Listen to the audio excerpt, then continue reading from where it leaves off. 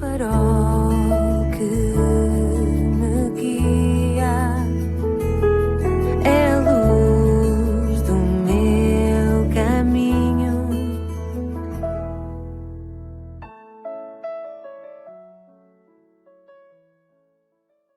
Sou o Carlos Oliveira e quero te dar as boas-vindas à 77ª edição do programa Pedindo Luz.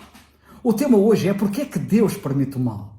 Com tanta catástrofe e cataclismo que ocorre recorrentemente no mundo, muitos estão sempre a levantar esta velha questão. Porque é que Deus permite o mal? A Bíblia descreve Deus como sendo santo, justo, reto, soberano, todo-poderoso. Estes atributos mostram-nos não só que Deus não deseja o mal, como Deus tem poder para o impedir.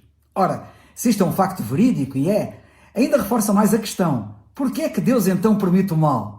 Se Deus tem o poder de impedir o mal e quer impedir o mal, porquê é que Ele ainda permite o mal? Talvez uma forma prática de olhar para esta questão seja considerar as alternativas, pois estas ajudarão a responder a esta questão que tem intrigado tanta gente. Primeira alternativa. Deus poderia mudar a personalidade de cada um de nós, de modo a não podermos pecar. Porém, isso também significaria que nós não teríamos o livre-arbítrio. Não seríamos capazes de escolher aquilo que é certo e aquilo que é errado, porque seríamos programados, entre aspas, para fazermos apenas aquilo que está certo. Se Deus tivesse optado por fazer isso, seríamos completamente descaracterizados, despersonalizados. Seríamos meras máquinas, robôs.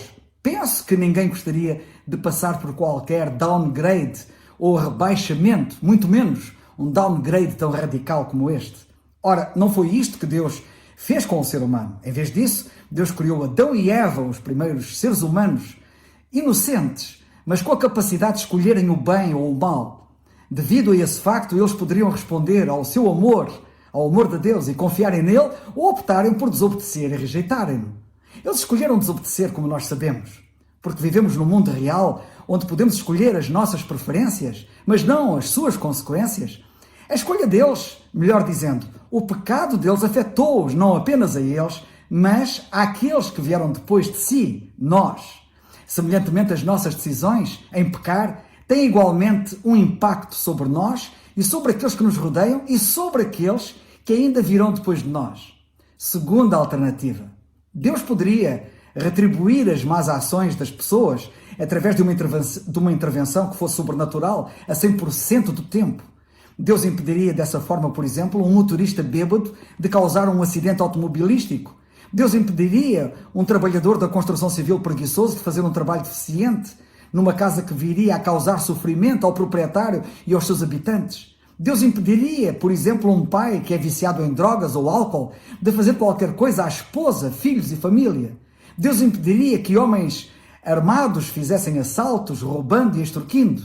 Deus impediria o bullying nas escolas. Deus impediria a violência doméstica, a violência desportiva e social. E sim, Deus impediria que terroristas fizessem reféns e se explodissem com eles. Embora esta solução pareça atraente, ela perderia o seu fascínio e interesse rapidamente, logo que a intervenção de Deus violasse algo que nós quiséssemos fazer.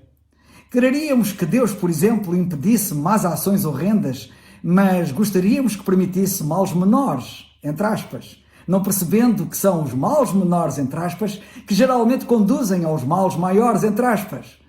Deus deveria apenas impedir as aventuras sexuais ou deveria também bloquear o nosso acesso à pornografia e até à imoralidade, mesmo a imoralidade brejeira e em tom de piada, de graça?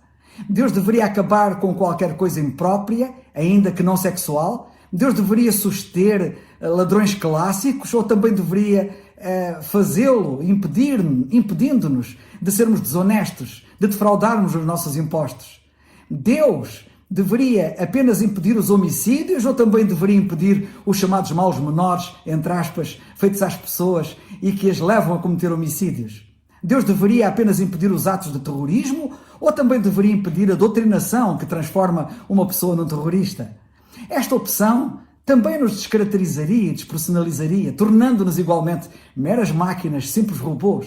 Mais uma vez, penso que ninguém gostaria de passar por qualquer downgrade ou rebaixamento, muito menos um downgrade assim tão radical. Terceira alternativa. Outra alternativa seria Deus, por exemplo, julgar e remover os que optam por cometer más ações. O problema com esta possibilidade é que ninguém sobreviveria, pois Deus teria que nos remover a todos. Todos nós pecamos e todos nós cometemos más ações. A Bíblia diz muito claramente, e todos nós sabemos que é verdade, aliás, tudo o que a Bíblia diz é verdade, e a Bíblia diz o seguinte: todos pecaram e destituídos estão da glória de Deus, Romanos 3,23. Na verdade que não há um homem justo sobre a terra que faça o bem e nunca peque, Eclesiastes 7,20. Se dissermos que não temos pecado, enganamos-nos a nós mesmos e não há verdade em nós, 1 de João 1,8. Como vemos, a Bíblia é muito clara a este respeito e nós sabemos que é verdade. Apesar de algumas pessoas serem piores do que outras, onde é que Deus traçaria a linha divisória? E não nos esqueçamos que, em última análise, todo o mal causa dano aos outros. Em vez destas alternativas, Deus optou por criar um mundo real, em que escolhas reais têm consequências reais. Neste nosso mundo real, as nossas ações afetam os outros. Por causa da escolha de Adão em pecar, o mundo agora vive sob a maldição e todos nós nascemos com uma natureza pecaminosa, segundo nós vemos em Romanos 5,12, uma natureza que nos faz a todos cometer pecados que não conseguimos evitar. Há de chegar um dia, um momento em que Deus julgará o pecado no mundo e fará novas todas as coisas. Contudo, Ele está propositadamente a protelar a fim de conceder mais tempo para que as pessoas como eu e tu se arrependam, de modo a Ele não ter de as condenar, segundo vemos na segunda carta de Pedro 3,9 na Bíblia. Apesar da má escolha do homem, com as consequências que nós conhecemos, Deus amou-nos de tal forma que enviou o seu Filho, o Senhor Jesus Cristo, a este mundo para restaurar o paraíso perdido. Ele veio para tornar este mundo como o desejamos, sem doenças, sem guerras, sem morte, um mundo onde os desertos floresceriam, o mar morto passaria a ter vida, a natureza dos animais seria transformada a ponto do leão pastar pacificamente ao lado da ovelha. A Bíblia diz concretamente nestes termos em Isaías capítulo 11, versículos 6 a 8, assim: e morará o lobo com o cordeiro, e o leopardo com o cabrito se deitará, e o bezerro e o filho de leão, e a nédia e a ovelha viverão juntos, e o menino pequeno os guiará, a vaca e a ursa pastarão juntas, e os seus filhos juntos se deitarão, e o leão comerá palha com o boi, e brincará a criança de peito sobre a toca do áspide, e o já desmamado meterá a sua mão na cova do basilisco. O Senhor Jesus Cristo veio a este mundo para estabelecer nele um reino universal de justiça e paz, um mundo perfeito. E o que fizeram os homens? Fizeram de novo uma péssima escolha, rejeitaram-no, dizendo: não queremos que este homem reine sobre nós, e crucificaram-no, colocando-o na cruz. Ao rejeitarem Cristo, rejeitaram tudo o que Cristo traria para eles de bom. Os homens agora têm o mundo que escolheram ter, um mundo sem Cristo. Um mundo com doenças, com guerras, com morte, um mundo onde a injustiça e a guerra imperam, um mundo sujeito a catástrofes e cataclismos, um mundo que ninguém quer, mas que o homem loucamente escolheu. A pergunta correta não é porque é que Deus permite o mal, a pergunta correta é porque é que o homem quis o mal. Admiravelmente, no seu amor e graça singulares, Deus revela um segredo inimaginável, a saber que a cruz da rejeição pode ser agora a cruz da salvação. Cristo, ao ter dado a sua vida na cruz, deu-a para teu benefício, para meu benefício, para nosso benefício. Ele morreu para que tu e eu possamos viver, e viver na presença de Deus para sempre. Mas tens de crer. Por isso é que eu tenho sempre dito, e volto a dizer aqui, mais uma vez, o apelo bíblico: crê no Senhor Jesus Cristo e serás salvo. Atos 16:31. É o farol que